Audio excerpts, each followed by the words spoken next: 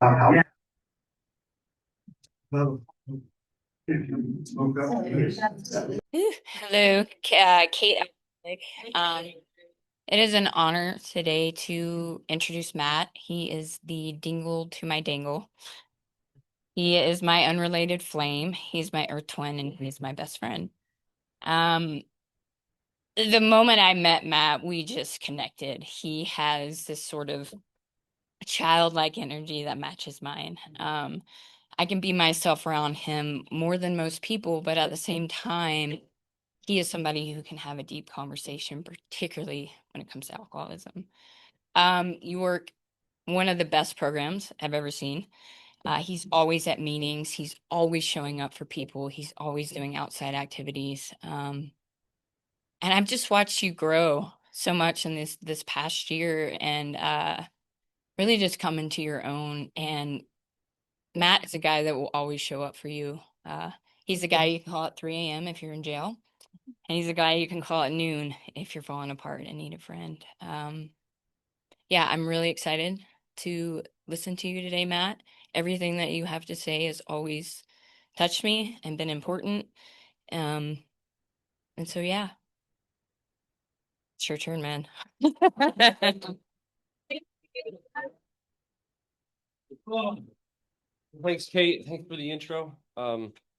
Yeah, don't call me because I will not show up.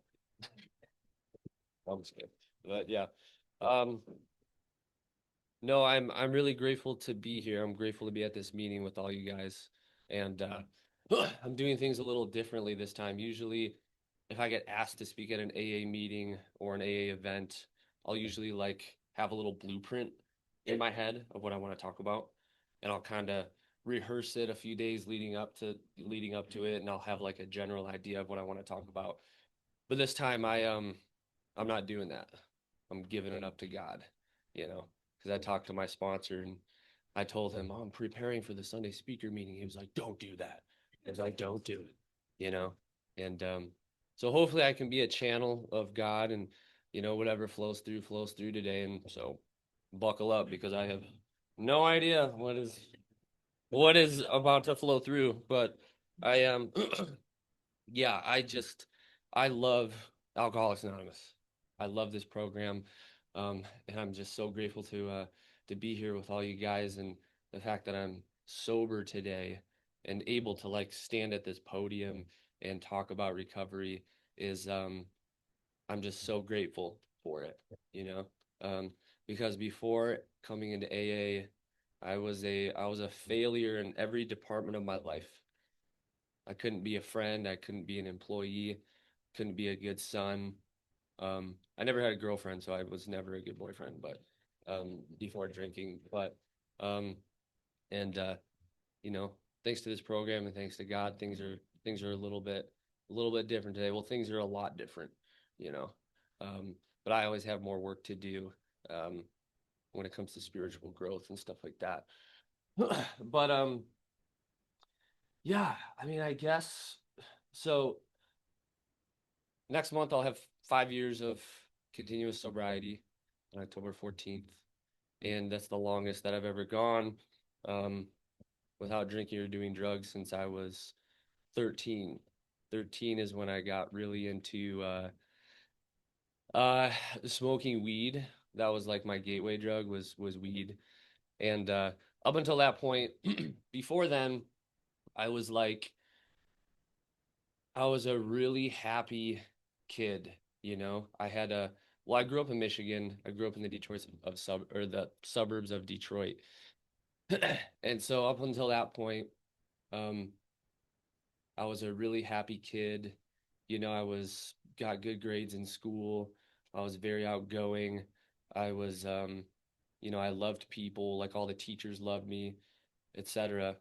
And I was like, I will never do drugs, I will never do that. Like all the anti-weed like campaigns in school and stuff, I was like, they're right. Like I'm not, no, we're never gonna do that. I was like, I was kind of like not like a goody two shoes or whatever, but I was like a really good student, and I was like, I'll never do that. And then my best friend AJ, he was like, dude, you want to like smoke weed one day? And I was like, dude, I can't believe we're doing this, but so I did. And immediately after that, yeah, and as soon as I took that first hit of weed, it like sparked something in my head, and it was like, I want to do more. Like I want to, like I was like, do we have more? And he was like, no, dude, we had like this little like one hitter thingy, and it was like one hit, and but even you know, it's like it sparked that thing inside of me, to want to do more and to want to get high and um and and so basically that was my lifestyle for a while, was just being a stoner, from like 13 to 17. My whole life revolved around getting high with my friends. We would like ride our bikes around. We'd go to like Detroit and go to trap houses and stuff because we thought we were cool, and like get dime bags or whatever. And that was my lifestyle for a while. And the thing that I remember really vividly was, so I like how I was saying, up until that point I was a very like outgoing person, and I was like a confident kid, and social and things like that. And smoking weed, it was a social thing for me for a while. It was just something like me and my buddies did, you know? And then something changed when I started smoking weed alone, I started smoking weed by myself, like in my room. And for some reason, when I started doing that, something changed. Something changed for me.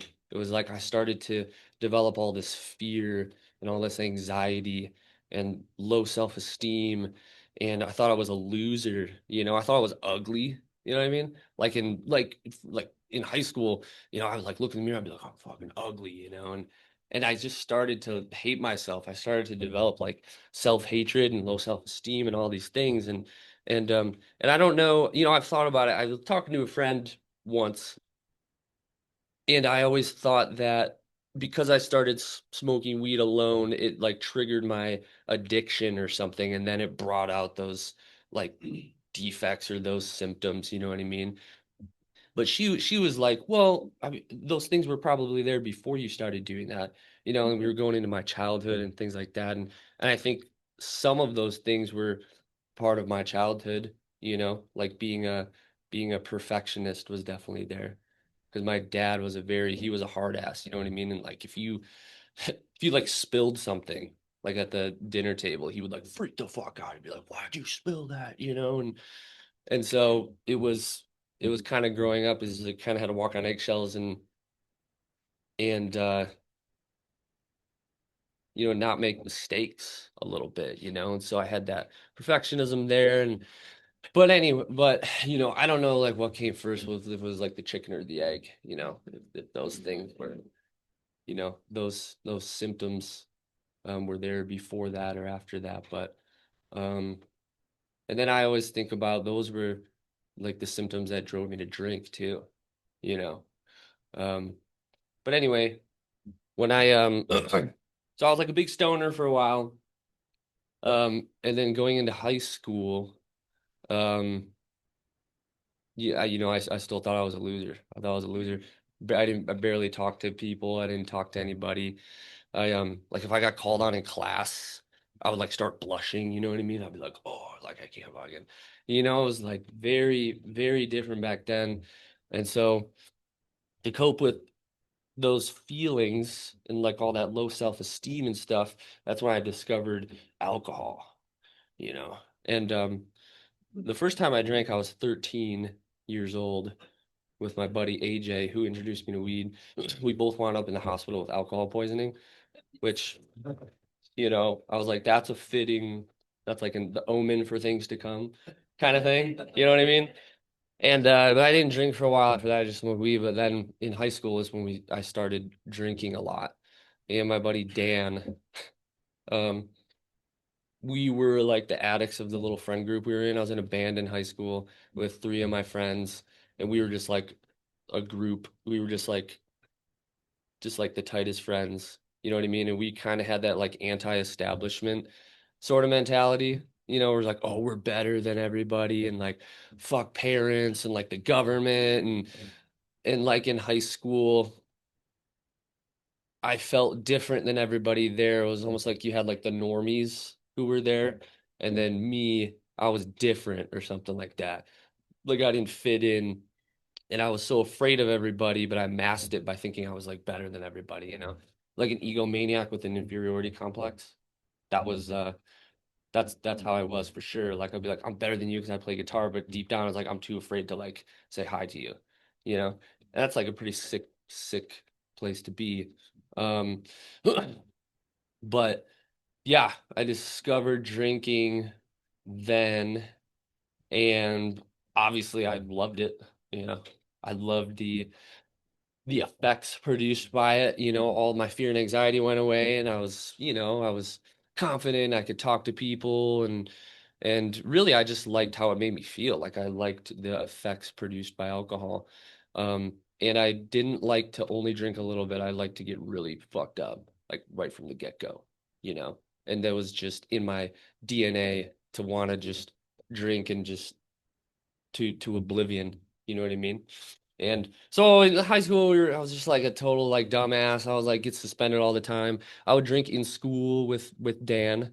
We would like go to the bathroom together and like drink in stalls and stuff. And um, just a lot of craziness. I got really into Adderall at that time too. And the assistant principal, his name was Mr. Outlaw, which my dad.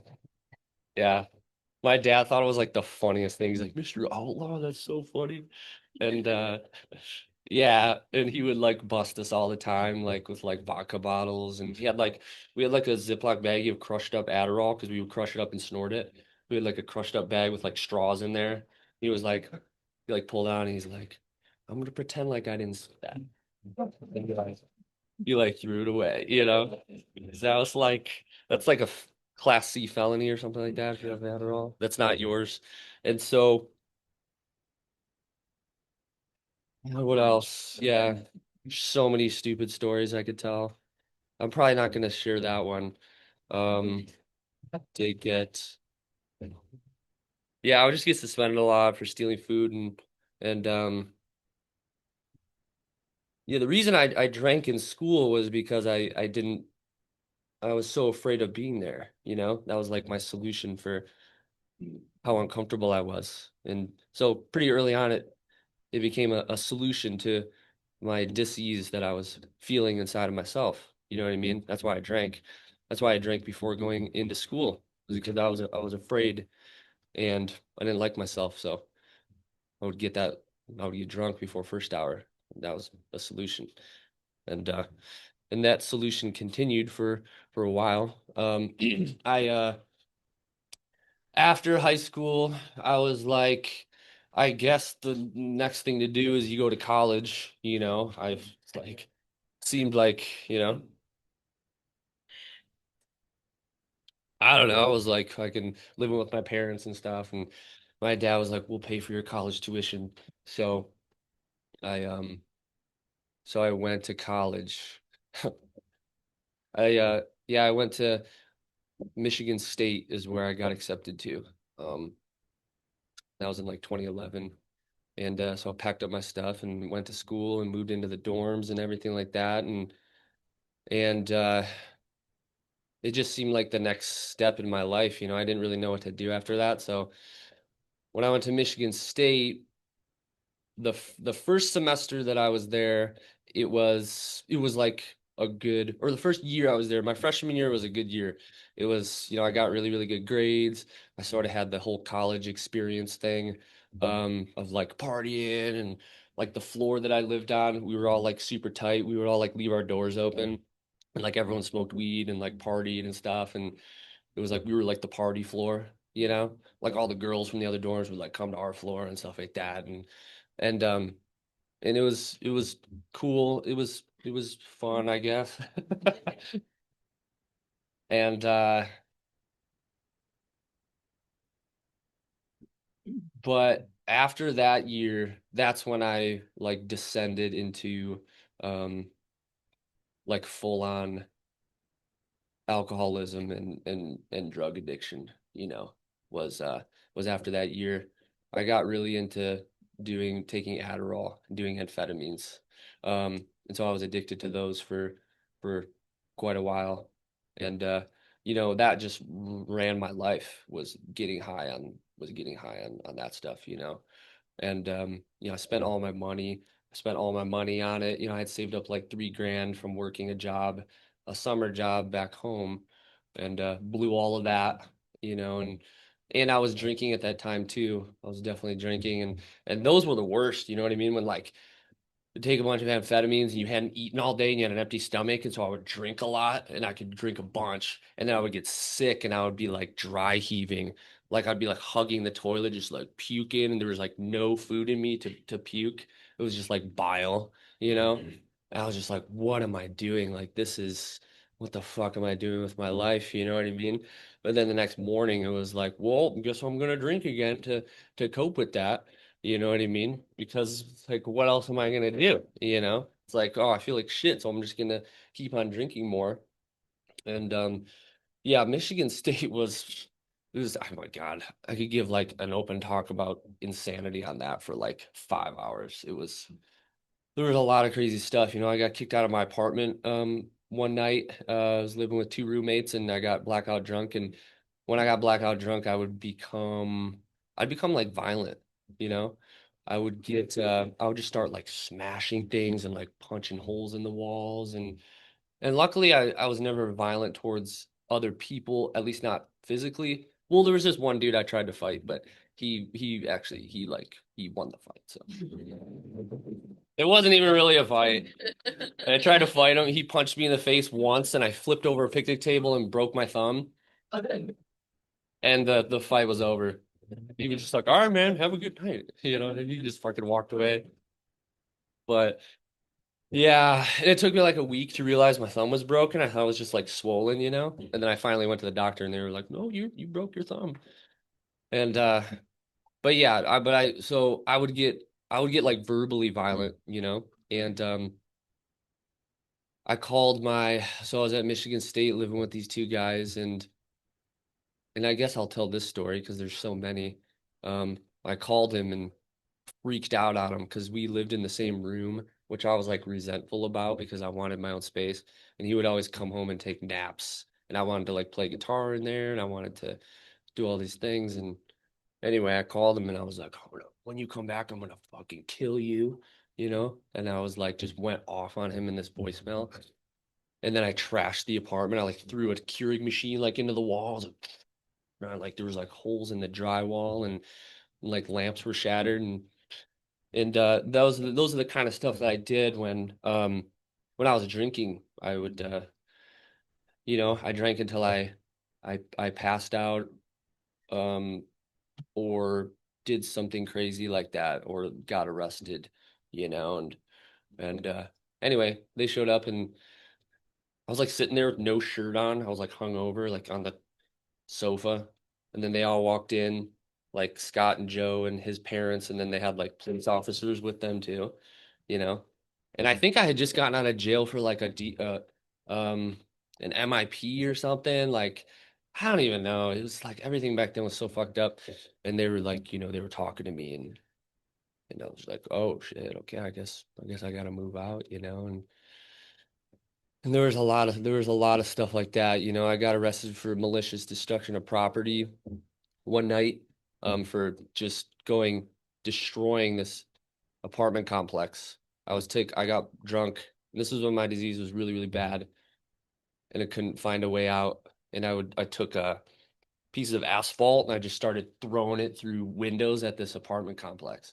I was just walking around and when I was so drunk and I was like, oh, this looks like fun. I was like, shattered a window and then it sparked some like Joker shit in my head, Like I was like, oh my God, that was crazy, Like in the big book where this is like real like type 4 alcoholic, he's a real Dr. Jekyll and Mr. Hyde. When he gets drunk, he does absurd, tragic things. He becomes disgustingly, dangerously antisocial. That part in the big book, that's the kind of alcoholic that I was, for sure. Like Dr. Jekyll, Mr. Hyde, man. And it happened that night and smashed like all these windows in this apartment complex. And And I got arrested for that. I got chased down by people who were living in the complex, you know. I thought it was funny, and then like four of them came out, and they were like, I was like running. I was like, yeah, you can't get me. Like, like I was so fucked up. It was like almost like fun, you know. It was almost like funny. And then the cop, like, the cop came in. He's like, get on the ground. And I was like, nope. And I was like, you know, I was like looking back, and I was like, woo! I was like laughing, you know. I was fucking insane, dude. Totally, totally insane. And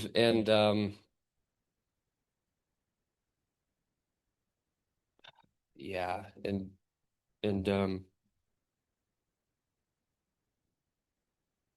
yeah, I got arrested for breaking and entering as well. In a blackout, I broke into an accounting firm one night. I didn't know that's what it was. It's like I'm going for the gold, baby. I'm going for the money. Um, and so yeah, there was just a lot of unmanageability and a lot of craziness going on in my life, you know, as a result of drinking and that's just my whole life revolved around getting drunk, procuring the next drink, dealing with the hangovers, dealing with the consequences, and like the only things that I felt back then were just fear and misery and sadness, and so I would drink to drown all those things out, you know what I mean? And then I'd wake up in the morning and just do it all over again. And let's see. So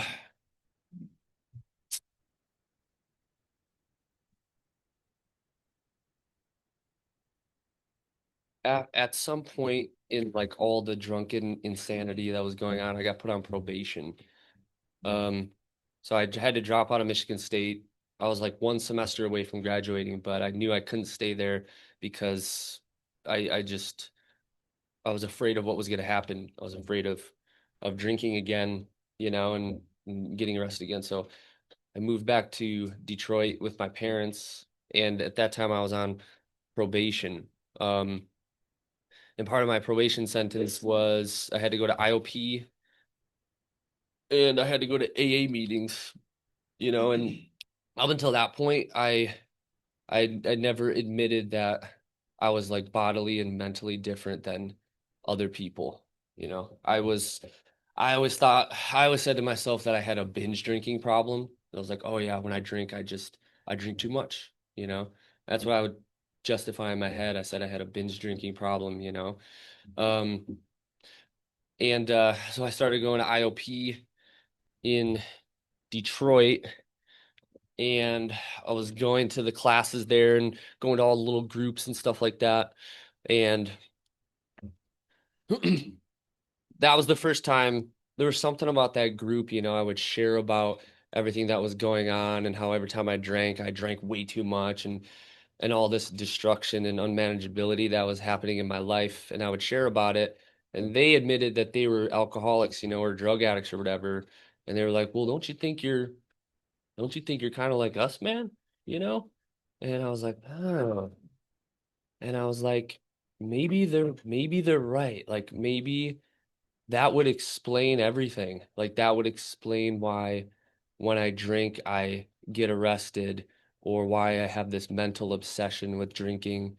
Um, why I'm powerless over it. You know, once I started drinking, I can't stop. It was like it sort of like clicked. It was like, oh, maybe I am different than other people. You know what I mean? And and so it was in IOP, that's when I admitted I was like, I'm an alcoholic. I put that label on myself. I was like, oh, okay, everything makes sense. I'm an alcoholic. That's why all these things are happening, you know? And and that was a cool realization for me because logically, like I was always been a very intellectual person. I fancied myself like an intellect, you know? That's why I like that's why I like in school, like I love school, you know, and I love studying math and history, and I was kind of a nerd, and I always believed in like my brain could solve all my problems. My intellect I could just get through this world with my brain and logic and all of that. That's how I lived for a long time. Uh, you know, until coming into AA, I suppose. And so that made a lot of logical sense to me. I was like, oh, I'm an alcoholic. I'm bodily and mentally different than other people. Once I start drinking, I can't stop. I have a physical allergy that produces the craving. And I was like, oh, I can get down with that. I can get down with that. But what I did was I took that as self-knowledge, and I believed that with that self-knowledge, I could stay sober. That's what I did. I said, oh, okay, cool. I'm an alcoholic. Now the solution is easy. Just don't drink. It's like X plus Y equals Z. I'm an alcoholic. Bad things happen when I drink. Just don't drink. And so I was like, cool, like I'm gonna be good. You know what I mean? Thanks, guys. Thanks, IOP. Thanks for teaching me this about myself. Now I'm just gonna go out and do it. And I was on probation for I don't even remember. It was like a few months more after that. And I was going to AA meetings. Um, had to get my sheet signed and all that stuff. And I remember, well, I remember going to AA meetings and I remember that I did like them. I liked them. Um, because I remember the first meeting that I went to on probation was at this church near where I lived, and I was like really scared. I was like, what is going on? And I sat at one of the tables. Um, in Michigan, it would be like tables, and like you would sit around the tables and stuff. And anyway, I could relate to what people were saying, and they were laughing at my shares, and I knew they were laughing because they understood. And for the first time, I felt like other people understood my insanity. You know what I mean? And the seed was planted for sure. I was like, huh, there might be something to this AA thing, you know. But but I wasn't ready to do any of the work though. I was going to meetings and I was putting my feet under a seat or whatever that fucking phrase is, feet under the table. And I was going to meetings, getting my sheet signed, but I didn't get a sponsor. I wasn't reading the big book. I wasn't doing any step work. If I'm just going to meetings, but not really doing any of the work, I mean, it seems like it's just kind of like a band-aid, for the deeper stuff going on within me and my powerlessness and just didn't work. I don't know. For me, it didn't work just going to meetings and I was still running with that self-knowledge thing. That, oh, I'm an alcoholic, cool. Just don't drink. But as soon as probation ended, I couldn't drink on probation because I had to call in every morning. And if my color got called, I had to do a random breathalyzer test. So I couldn't like drink for that reason. But then as soon as probation ended, my disease came back. My disease came back. It was like, oh, you're not on probation, dude. Like, there's no risk of going to jail. You don't have to call in the morning. Like, wouldn't it feel good to go back to what we were doing? And oh, you're bored and you're lonely, so let's just go get drunk. And it's like the same voice came back. It's like the same disease. The disease was always there. It was just like just put it away for a little bit by going to meetings and because I couldn't actually drink. And so I just started drinking again, you know? um, let's see where I want to go from there. I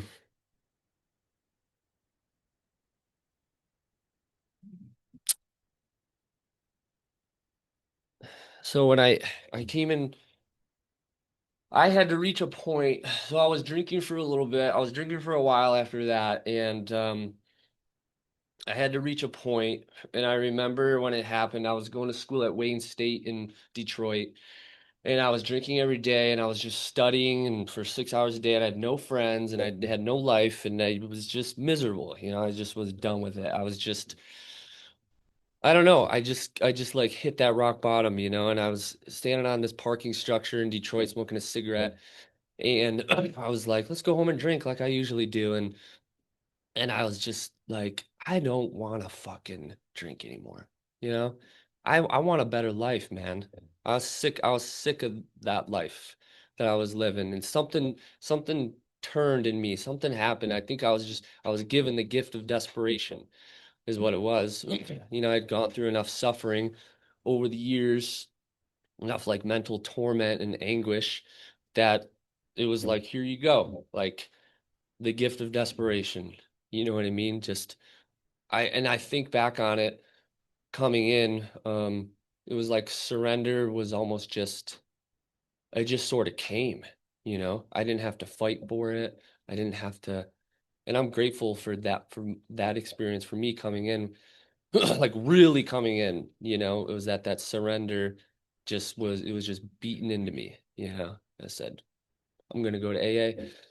So I said, I'm not gonna drink tonight. I'm gonna go to the meeting in the morning. And I started going to this meeting, and it was called Early Birds. It was at 7 a.m. in Michigan, and uh and I got a sponsor. Graham was my first sponsor, and he came up to me. He actually came up to me at a meeting. I was like walking around, and I was like 20, and I was like, what am I doing here? And he was, you know, he like I looked like a lost puppy, kind of probably, you know. And he was like, "You have a sponsor?" And I was like, "No." He's like, "I'll be your sponsor." And, and I was such like I was had no idea what was going on. I was like Bambi, you know, it was like Bambi on skates. It was like a fucking just I didn't know how to live life. I didn't know what an electric bill was. I didn't know how to talk to girls. I didn't know how to hold a job. I was like, you know, I was like 22 or something, but like emotionally I was 15 or 16 or whatever, you know. So anyway, I just was like, sure, you can be my sponsor. And so I started doing step work with Graham, and I started going to meetings, to the Early Birds meeting pretty religiously, like almost every morning at 7 a.m. That became my routine, you know. And there was so much fear. There was a lot of fear there, you know, because I was like, whoa, I'm actually doing this thing, you know, like I'm surrendering to it. And I just remember like it's like so vivid. I was like my alarm would go off at um like 6 a.m. or whatever, and I'd feel this intense anxiety. You know, I was like, fuck, dude. Like I don't want to get out of bed. I gotta go to this meeting.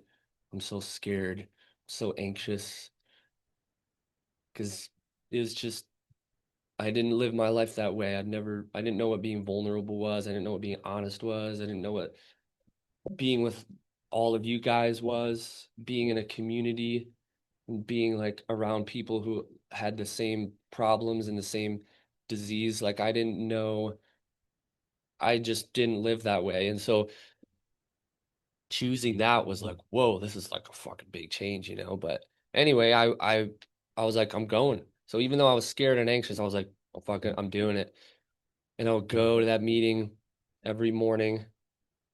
And I remember walking down the stairs and just feeling this sense of hope. Just hope and like this like undercurrent of joy and like this feeling that's like, whoa, like I'm where I need to be. Like I'm like AA is the way, you know? Like this is where I'm supposed to be, you man, you know? That this is the way to a better life. I just felt it. Um I mean, it was different than what I was doing before, and what I was doing before obviously wasn't fucking working, you know? And so this was like, I'm gonna try this out. And I saw people with really good recovery, like my sponsor Graham, really looked up to him. And but I started doing step work with Graham, and he would invite me over to his house for breakfast, and we would like read the big book. And he worked on this horse ranch. He would like tend to the horses. And I would just walk around with him, and we would just talk about recovery and stuff. And it was like really beautiful. And shortly after that process of like having the gift of desperation, going to a lot of meetings and working with Graham, my first sponsor, and fellowshipping a little bit. I was fellowshipping a little bit. The obsession to drink was removed, you know. The obsession to drink and use drugs was removed from me. And that was pretty fucking cool because forever I lived with that obsession, not forever, but like for a long time. And and so it was that was an awesome thing. I was like, fuck yeah, dude, AA is this is great. And so I just continued on the path, you know. I kept working with Graham. Um, we didn't get to do a fourth step because he actually went back out when I had like a year sober. Which was like a big blow, you know, because he was kind of like a foundation for me, and I really looked up to him. He went back out. But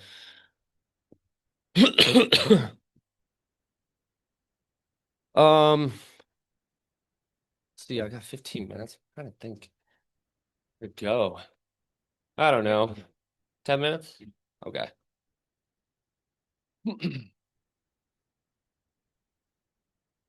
So let's see. I've relapsed twice since coming into AA. I I I got about a year and a half one time, and I drank because a girl didn't text me back. There's more to that story, but I'll just say that. And and then yeah, a lot of low self-esteem and shit there. The other time I drank was also because of a, a girl, not because of the girl, you know, not her fault, because of a relationship. And I drank over that too because, well, for one, she was married, so that didn't really, you can't really work a program of rigorous honesty when you're, you know, involved with someone who's married. So that relationship derailed me completely from Alcoholics Anonymous and from my relationship with my sponsor and from God and stuff. So when I had to end that relationship, I drank because I didn't have a solution because I had gotten away from it, you know, gotten away from AA. And if I get away from AA and I stop taking the actions and I stop fellowshipping, stop working with my sponsor, if I don't keep AA as the priority, as the foundation, then I'm doomed, you know? I'm doomed. If I don't have AA and God as the number one priority in my life and the foundation of my life, then I'm gonna suffer the consequences. You know, I'm gonna be restless, irritable, and discontent. I'm gonna be spiritually not right, you know. So I'll have all these mental and emotional effects of it. And I mean, the greatest risk is that I would drink again, which I did, you know. And but on the flip side of that, if I am keeping God and AA as the number one priority in my life, then my life is pretty fucking good, you know. That my life is it's a good life. And sometimes it's amazing and joyful and beautiful, and sometimes it's just okay, and sometimes it sucks and it's hard, but most of the time, if I keep that number one, then my life is good. You know what I mean? And but I'm an alcoholic, so it's easy to get derailed from that. And the one thing, how much time do I have? A couple minutes? 8 minutes. I guess the one thing that I've learned this past year. Well, so you see there's like a pattern with like the women and stuff, you know. Both times I relapsed was like that. And this past year has been probably the hardest year I've had since moving to Montana and getting sober. I got sober before I moved here 5 years ago. So I'm coming up on 5 years. And it's been the hardest year for me. Um, there was just a lot of powerlessness and um I learned a lot about myself and that basically if I place my dependence on something, anything other than God, that it's not gonna work. It's not gonna work, man. And that's what I learned this year. I'm trying to keep it vague, you know what I mean? But it was another relationship. Um and with somebody that, I don't know if I've ever been in love before, but I would say that's like the club, like probably it, you know? But there's nothing can come between like me and my recovery. And again, it has nothing to do with the external person. I'm not like she came in between me and God. You know what I mean? It's like it's her fault. Like, no, it has nothing to do with her. It has everything to do with me. You know what I mean? It's that I'm an alcoholic and I like to feel good, and things that make me feel good, it's in relationships or romances are like a lot. Like, I don't know, like romances and finances, two things that lead people out the door. I've seen it a lot in recovery, and I've experienced it. And so I'm learning how to be in a relationship and be okay. That's kind of been what I've been practicing this year, and um and just a lot of step three, a lot of just turning my will over to God. Because if my sponsor has me read 60 to 62 every morning about step three, and he suggested that, he barely even knew me, and he was like, I want you to read that every morning. So he must have picked up on it right away that Matt likes to run the show. Matt likes to figure things out. Matt wants what Matt wants. Matt wants to understand things. And sometimes things are just beyond my understanding. Yeah. Sometimes things are just they're just beyond my understanding. I'm not going to understand it. And the best thing that I can do is to give up understanding it and to just let go and let God, and to trust God, and to practice the principles of of surrender and trust and faith and patience, and all these like principles that we hear about in the literature, and that hopefully become a part of me if I work the steps, which slowly but surely they're becoming more of a working part of me. The more effort I put into the program, the more consistent I am with taking the action. And so that's been kind of my life in recovery. Um, the past month is really just turning my will over to God, and just trusting God, because I have a couple minutes. I think the way that I try to work this program, and I learned it, well, I didn't learn it,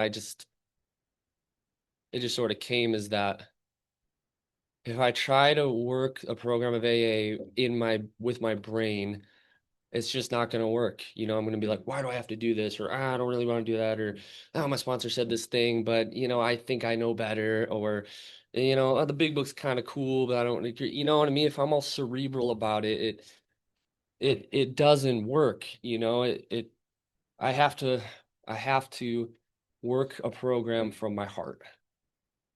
It's got to be from my heart. It's got to be from surrender and trust and willingness, you know, willingness to just do it, and to not question it, and to just trust God. Because, and I guess the last thing I'll say is, the thing I think about all the time is the way that I feel. Think about the way that I feel all the time, because sometimes math's the most important thing in the universe, and I want to feel good. And if I feel off, I'm like, why do I feel off? Or I feel like not funny, I'm like, I don't feel funny, what's wrong, I gotta fix that. Or if I'm like have a shitty like show, the music performance, I'm like, something, what the fuck is wrong with me, and I can become so self-obsessed, and the way that I feel. But the thing that I always tell myself is that it doesn't really matter like what's going on in my head or the way that I feel. Really, it only matters what I'm doing. That's it. It only matters what I'm doing. You know, I can feel like shit and still go to a meeting. I can be like sad and depressed, and I can still pick up a friend to go to the meeting. I could be ornery and still meet up with my sponsee.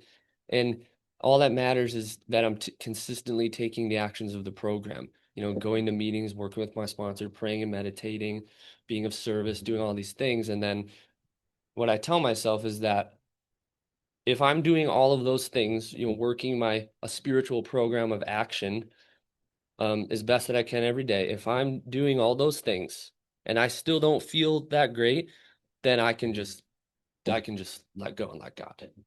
That I'm right where I need to be. You know what I'm saying? That provided that I'm doing all those things. If I feel like shit and I'm not really doing those things, then it's like, okay, that's probably why, because I'm not doing AA. That's a big wake up call. I can do AA. But if I'm doing everything I need to do for my program and I still don't feel quite right, I just say, God, your will be done. Show me the next right thing to do. Or show me somebody I can help. Or, you know, just show me the way. I trust you.